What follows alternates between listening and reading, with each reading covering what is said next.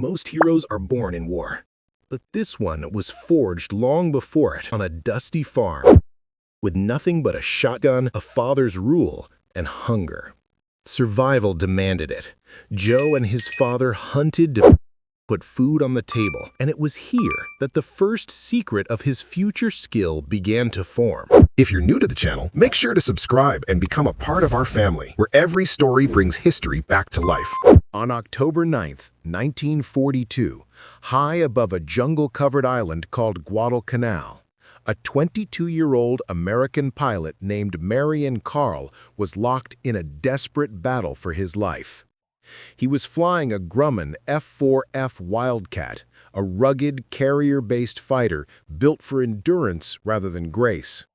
But today, that toughness wasn't enough, because Marion was the one being hunted. His pursuer was a Mitsubishi A6M0, a plane so light, so agile, it felt like something from the future. The Zero could twist inside the Wildcat's turning circle with ease, twice over if it wanted to.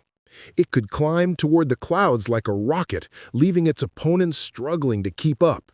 For more than a year, the Zero had haunted the Pacific skies, a ghostly dominator from Pearl Harbor to the Philippines. Marion Carl was an ace, a skilled and fearless pilot, but right now, none of that mattered. The Zero was on his tail, and he was the prey. He shoved the Wildcat's nose downward into a steep dive. The heavy American fighter picked up speed fast, but the nimble Zero stayed glued to him. Carl rolled hard to the right. The Wildcat responded slowly, fighting the air as if it were thick mud. But the Zero was already there again, perfectly in position, ready to strike. The Zero was already there, anticipating his every move, its cannons flashing like lightning. In the next instant, Carl's cockpit erupted in fire. Shrapnel ripped through his leg, glass and smoke filling the air around him. His controls were dead. The plane was finished. He pulled himself free, bailing out as the Wildcat spiraled toward the ocean below. He hit the water hard, the dark, shark-infested waters of the Pacific. Somehow, by nothing short of a miracle, he survived. This was the brutal truth of air combat over the Pacific. This was Guadalcanal, a place where skill meant little and luck often decided who lived. But only weeks later, another young farm boy from South Dakota would take to the same sky and change everything. It wasn't just a battle anymore. It was a grinder. A sky that chewed up American pilots one after another and spat them out into the sea. The newspapers back home called them the Cactus Air Force. But to the men stationed there, their base, Henderson Field, had another name: the graveyard. Because the problem wasn't only the Zero, it was something deeper, the very tactics they were taught to fight with. Back in America, the engineers had come up with a simple piece of advice: never turn with the Zero. It was the same tactic taught to P-38 pilots. Rely on your speed, trust your armor, dive in, fire, and get out. But in the chaotic dogfights swirling over Guadalcanal, those neat little rules were getting pilots killed. The Japanese airmen were veterans, men who had fought over China, over Pearl Harbor. They knew their machines inside and out. They could sense weakness before a single bullet was fired. They lured the Americans into turning contests, battles the Wildcat could never win. The heavy American fighters were slow to react, easy targets once the Zero pulled inside their turn. Every day, more pilots went down. The Cactus Air Force was bleeding men, one mission at a time. But what none of them knew, not the desperate Americans nor the seasoned Japanese aces, was that the answer was already on its way. And it wasn't a new airplane. It wasn't a new strategy from Washington. It was a 27-year-old farmer, a man so ordinary that the military had once told him he was too old for combat. He didn't learn to shoot from a manual or a flight instructor. He learned it by hunting jackrabbits across the frozen plains of South Dakota. This is the story of Joseph J. Foss and the simple, forgotten trick from a farm boy that would turn him into America's ace of aces. To understand how a single farmer could shake the might of the Japanese Air Force, you first have to understand where he came from, the farm. Joe Foss wasn't born a soldier. He was born in 1915 on a lonely stretch of land near Sioux Falls, South Dakota, where the nights were cold, the work was endless, and the lights didn't come from electricity, they came from lanterns. His childhood wasn't shaped by textbooks or classrooms. It was shaped by mud, wind, and hardship. This was a David versus Goliath story, much like that of Simo Haiha, the White Death. But Joe's Goliath wasn't just the enemy waiting in the sky. It was life itself. When the Great Depression swept through South Dakota, it hit like a bombing run. The soil cracked, the crops died, and families like the Fosses were left with nothing but grit.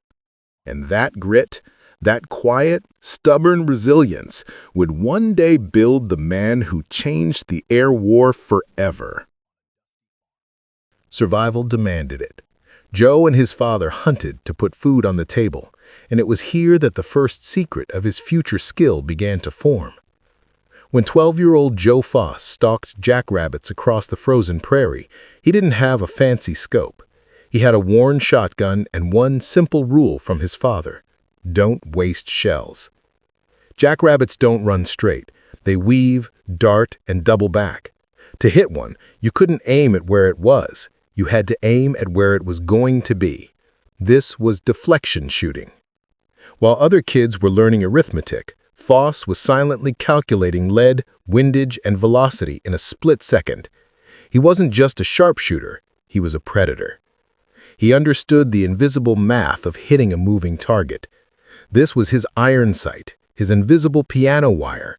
It was a farmer's instinct, something no military manual could teach. But as precise as he had become with a gun, Foss had bigger dreams. He didn't want to hunt rabbits forever. He wanted to fly. In 1933, that dream began to take flight. When Joe was 18, his father took him to an air show. Above the crowd, a squadron of Marine Corps biplanes danced through the sky, looping and diving in perfect formation. Joe watched, mesmerized. He knew in that instant what he wanted. "That's what I'm going to do," he told his father. The path ahead was far from easy. Joe was a poor farm boy with little education and even fewer resources. Then tragedy struck. His father was killed when a downed power line delivered a fatal shock. At 19, Joe had to leave school and take over the farm. He was trapped, responsible for the land and the family he loved. But he had that same grit that had guided him through hunting and hardship. He worked the farm by day and attended night classes. It took 6 long years, but he finally earned enough credits to enter college. He paid his way through washing dishes and odd jobs, determined to earn a pilot's license. When Pearl Harbor was attacked, Joe Foss was 26. Without hesitation, he raced to enlist in the Navy as a pilot. And he was rejected. He was too old. In 1941, the cutoff age for a fighter pilot was 25. The Navy told him he could become a flight instructor, teach other young men to fly. It was a devastating blow. It felt like the engineering officer telling McKenna that the cables were within spec, or the experts telling Simo Haiha to rely on a scope. The rules said he was unfit for combat. But Joe Foss didn't accept that. He did what McKenna did. He bent the rules. He found a loophole. He joined the Marine Corps Reserve. He became an instructor. And for 9 long months, he watched as the very 20-year-old pilots he trained were sent off into war. Foss was furious. He pushed his superiors, demanded combat, wrote letters, made a racket. In his own words, he became the loudest, most irritating instructor in the Navy. Finally, just to quiet him down, They gave in. Joe Foss was sent to advanced fighter training. He was assigned to a new squadron, VMF 121. And in October 1942, as Marion Carl was being shot out of the sky, 27-year-old Grandpa Joe Foss, the too-old farmer from South Dakota, boarded a transport ship. His destination? Henderson Field, Guadalcanal. What he found there was not a military base. It was hell. The moment he stepped off the plane, the stench hit him. A thick, humid mixture of engine oil, rotting jungle, and death. The runway was little more than a pockmarked strip of dirt and gravel carved out of the palm trees. The operations center was a wooden shack known as the pagoda. The pilots' quarters were mud-floored tents, and wreckage littered every corner. Dozens of planes destroyed or abandoned, reminders of battles just past. Dozens of F4F Wildcats and P-39s were pushed to the edges of the runway, wings torn, engines shattered, cockpits stained, a graveyard of the Cactus Air Force. Foss was assigned to his tent. Here, he met the men he would be flying with. They weren't the fresh-faced kids he had trained back home. They were ghosts. Their faces were pale from atabrine, the anti-malaria drug. Their eyes were bloodshot from sleepless nights. Flight suits stained with sweat and grease. Veterans, yes, but hunted. And then they looked at him. The old man, the farmer. New meat. Another body to replace the one they lost yesterday. Foss walked to his assigned plane, a Grumman F4F Wildcat, the same model Marion Carl had been shot down in. Heavy, slow, by all accounts a flying coffin against the Agile Zero. The squadron's executive officer, a man named Duke, gave him the standard briefing. Never turn with a zero, never. Foss nodded. He understood the words, but he also understood something the doctrine had missed. He understood jackrabbits. The next morning, Foss would fly his first mission, straight into the kill zone. A farmer in a flying coffin facing the most advanced fighter plane on Earth, armed with a trick that wasn't in any manual. His first flight over Guadalcanal wasn't practice, it was a trial by fire. He climbed to 15,000 feet, eyes scanning the empty blue sky. The ghosts of his squadron had warned him, they come out of the sun. You never see them until they're shooting at you. Foss was ready.